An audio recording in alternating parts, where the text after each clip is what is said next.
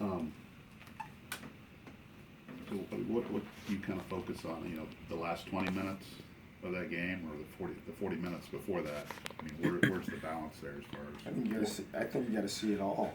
You really do, because there were, you know, when you're in short possession games or limited possession games, you know, you have to be really, really good, because you're only going to get so many offensively. We were moving the ball. We were running it pretty well. You know, you don't feel that sometimes, but we were running it pretty well, and then we put it on the ground twice, two consecutive. I think it was two consecutive series, but maybe. But we're running it pretty well. We're throwing it decently, but you're not putting any points on, and then you're giving those guys points. And whenever you spot a good team points, it's hard.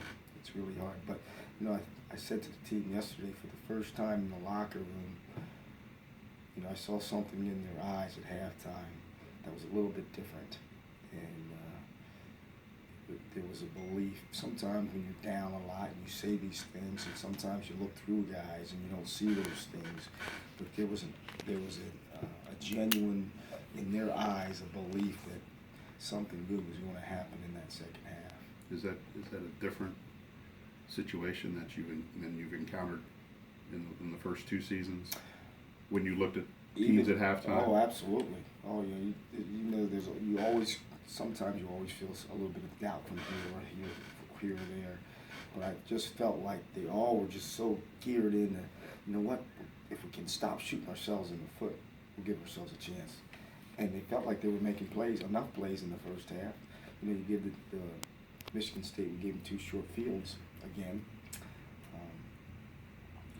And other than that, they're playing pretty decent defense. They did have the long drive on us, which was, you know, kind of precipitated by a bad penalty by us. Right. But you still got to stop them. That's a long drive.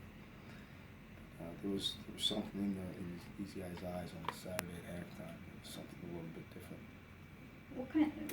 What happened in the game that helps you take confidence out of it? Because obviously you didn't win, and that's always the goal, certainly. Mm-hmm. But the fact that you were in it, I mean, so what specific areas maybe do you pull from to really feel confident about coming out of it? I think when you watch our film, you see so many. I mean, Jawan Bentley's flying all over the field. Jacob Plogo's flying all over. Andy Garcia. You see guys that are just consistently making plays at high speeds against good players.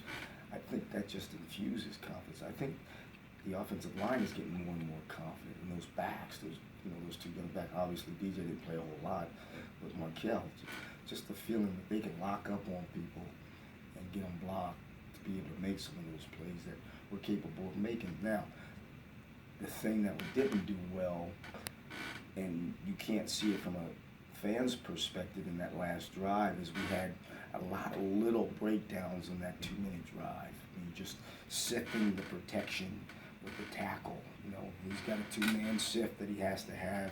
He didn't sift it. Obviously, the false start killed us. You know, that puts you behind on the opposite side of the 50.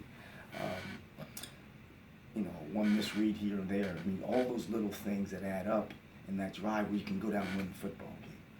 Those are the things that we have to continue. And you got a young quarterback in there that, you know, there was a couple of times where David could have thrown to the field, where he chose to throw to the boundary, and the coverage was a little bit tighter than the boundary. We had soft coverage to the field. I mean, just little things like that. I mean, it was just pitch and catch. D'Angelo's got one-on-one coverage to the field with off coverage. The guy's worried about him running by him.